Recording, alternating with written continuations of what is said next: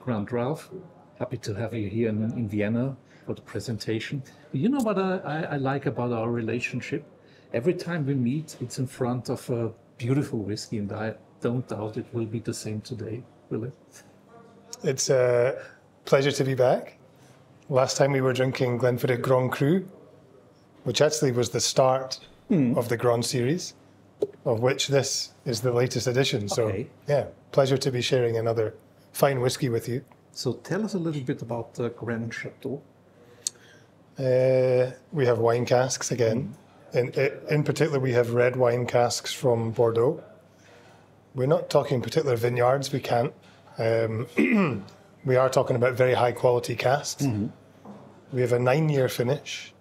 9 years. So it's the longest finish we've ever done. Okay. Technically, it's a secondary maturation, really, but the SWA would rather you talked about finishes. So 31 years. It was revatted 9 years ago into red wine casks.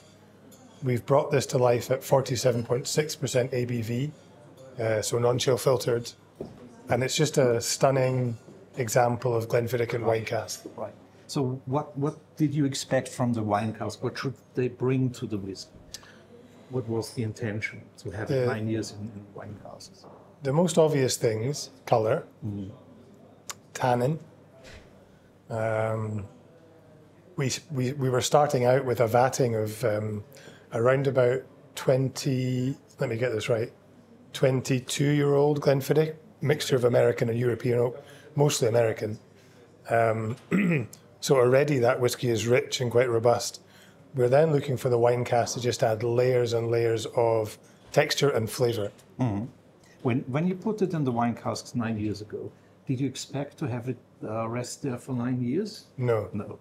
No, again, it's one of these things. I'm very fortunate to work with the whiskey makers, and Brian Kinsman is incredibly fond of this whiskey. In fact, I think, he would have been sampling this regularly over the last 4 or 5 years, and he really felt that at 31 years it was showing at its best.